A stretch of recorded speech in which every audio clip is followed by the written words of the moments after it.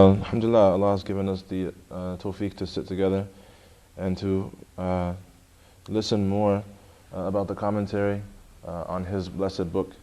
And alhamdulillah, and He said in His book, وَلَئِن شَكَرْتُمْ لَأَزِيدَنَّكُمْ, and if you show appreciation, then we will increase you. So we thank Allah for giving us this time, and we thank Allah for giving us this ability. And alhamdulillah, it's a beautiful day. The rain is falling from the sky. And it comes in tradition that with every raindrop there's an angel. So this is one of the mercies from Allah subhanahu wa ta'ala. And from that mercy, the grass, what's left of it in the city, gets green.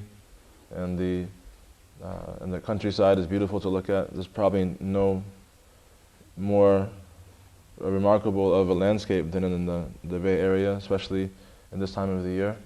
And after it, like when it starts to dry up, because everything is really, really green, and the hills are rolling and they're lush and they're green.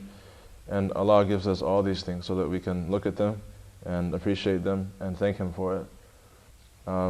It's of no benefit to God that we thank Him. If every creature on the earth, ants, snails, humans,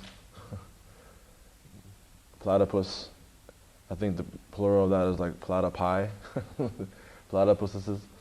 If all of these things were to be as remarkably pious as the Prophet ﷺ, and to praise Allah subhanahu wa ta'ala with full praise, none of that would increase God in His essential praiseworthy nature one bit. And if every creation on the earth, from the atomic level to the angelic realm to whatever is above that, was to be as rebellious and despicable as Shaitan, Satan the rejected, it wouldn't decrease Allah's essential greatness and praiseworthiness one bit. But rather, when we sit and we remember Allah subhanahu wa ta'ala, and when we try our best to notice and to thank Him for the many gifts that He's given us, all it does is soften our own hearts. And by way of softening our own hearts, it makes us praiseworthy individuals.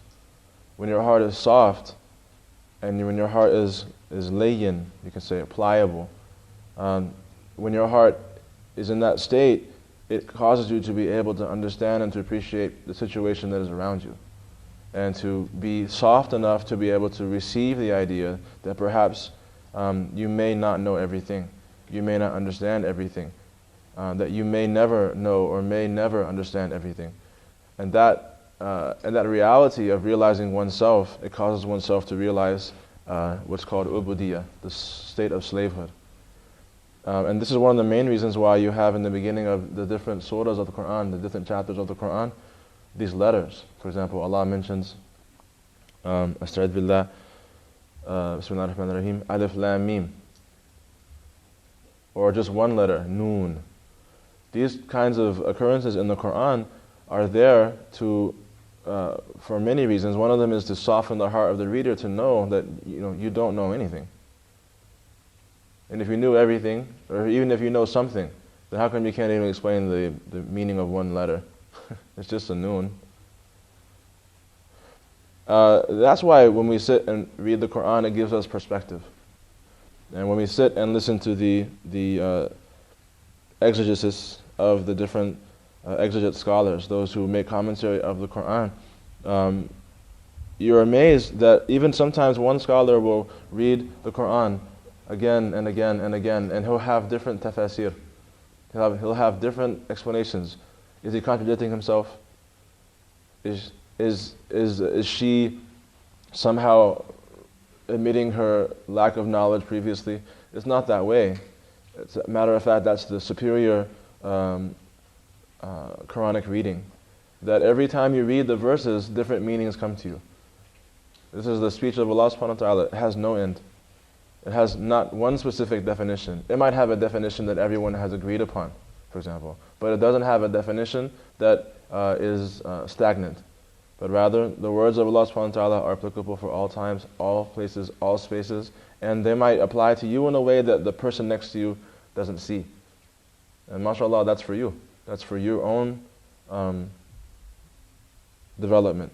You notice in the Quran also that the Quran is a book wherein there have been archetypes.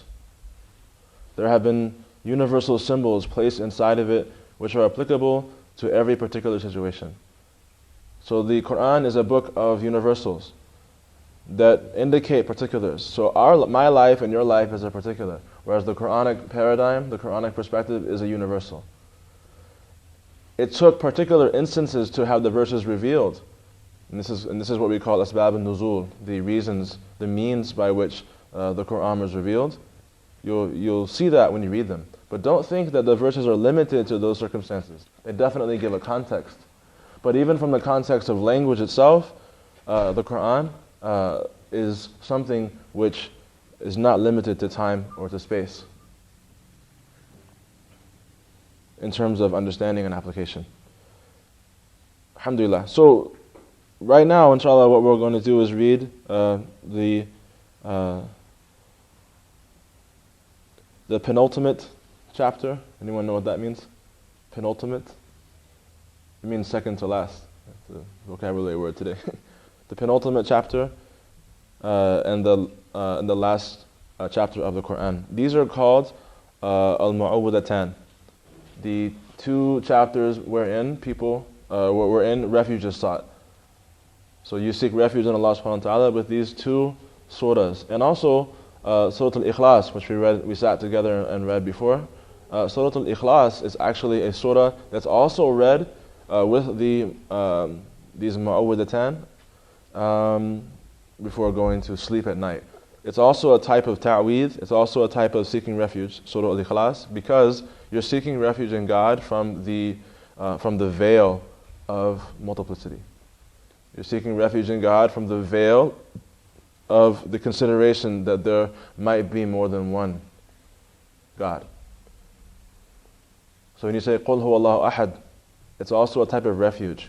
The Prophet ﷺ was told what to say. We say the same thing. And in pondering that chapter, for example, a person is able to seek refuge from the veils of multiplicity, of the mirage of multiple doers, from the mirage of multiple gods, from the mirage of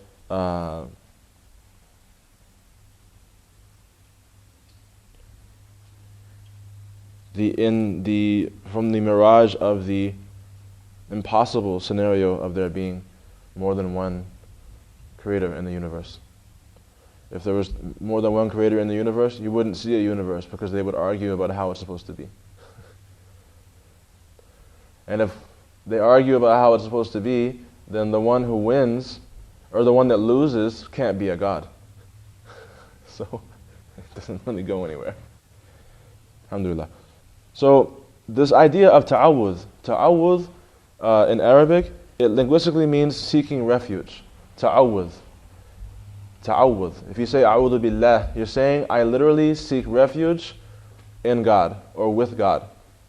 Right? To seek shelter or protection in Him from danger or distress. What better thing to seek refuge in than the creator of danger and the creator of distress? So you're walking down the street, you see somebody has some dogs. One dog is named Danger, and the other dog is named Distress. They're Rottweilers. Rottweiler, German Shepherd, and Cujo. All mixed up. Right? And you see this dog, and luckily you know the owner, like he's a neighbor of yours. So what would you do? Would you start screaming at the dogs and getting excited? They love that when you do that. You know, when you look panicky and all that, they love it. It's more of a hunt for them. Your arms are flailing and all that, and they really enjoy it. Danger and Distress, the Cujo twins, they like it when you freak out like that. No. All you got to do is speak to the owner of the dogs, and say, hey Mike or Muhammad or whatever, can you take care of your dogs? Because they're acting crazy and it's kind of scaring me a little bit. Calmly. Oh, I'm sorry about that. No problem. Yeah, they didn't eat yet this morning. You look tasty to them. Just kidding. Right? You have even a jovial relationship with Mike, Muhammad Mike. His name is Muhammad Mike. Right? That's ta'awudh. That's seeking refuge in God. It's not denying that there's danger or distress in the world. It's not doing that. It is denying that danger or distress are independent from their master. That is the denial. So you have to be a monotheist. You have to believe in the oneness of Allah to be able to seek refuge from these distresses. One of the problems about multiplicity and polytheism is that if you seek refuge, you have a plethora of people you can seek refuge in God, or you can seek refuge from. So you're turning to one, you turn to the other, you turn to the other. If one doesn't suffice you enough to be able to get refuge, then that can't be your God. You shouldn't have a choice. Right? You shouldn't have a choice. It should be, no, I know who to go to. So it'd be like, for example, here's a scenario with the dogs. You have danger and distress. The Cujo twins are in front of you, and you look tasty to them. So they're walking around with 5 or 6 masters. And you're going to one, you go to the other, and you go to the other, and you can't find which one is the actual master. Then none of them can be the master then. Likewise, every single distress in the universe, every single problem, every single worry, every single sense of every sense of difficulty and problem, ta'awudh is going to the master in those things. So know that Allah subhanahu wa ta'ala, He actually creates the problems. Now one of the problems that God has created is the situation of what's called sihr, or magic. And magic is real. The Muslim, we believe that magic is real. We don't believe in magic, right? We believe magic is real. It's not a joke. It's not something that is limited to Disney productions. They make a joke out of this stuff, but it's real. And magic, as it is, it has certain effects on people. I asked one of my teachers, Shaykh Mahi Sise, I asked him about the nature of magic, and he said actually magic is it's not very easy. You have to know it. It has to be taught to you. So it's not like you can't just. A lot of people run around, and for example, in our society, especially people from the East, they tend to be a little bit more, you can say, aware of magic than Westerners. Maybe a certain hyper awareness where they blame everything on magic. Oh, I'm mashur. I've been afflicted by magic and this, and you're like, no, you're not. You just you just need to go see a doctor. You have psychological. There's a difference between these things. People do have legitimately. They need to see a doctor. They need to take medication. That's true. But not every single psychological issue can be blamed on someone, casting magic on you or something like that. So, let it be known that it is real, it is true, but it's not the source of every evil in the world or problem that you might be having.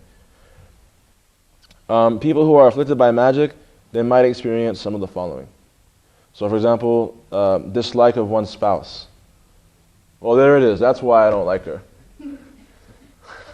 That's why I don't like him, is the magic. Right? And this is from the Quran itself, and from the angels, Harut and Marut, people learn that which they would cause separation between man and wife. It's Al-Baqarah. Now what happens is Allah Ta'ala in Babylon, He sent down angels to teach people different things. Among the things that He taught the people was magic.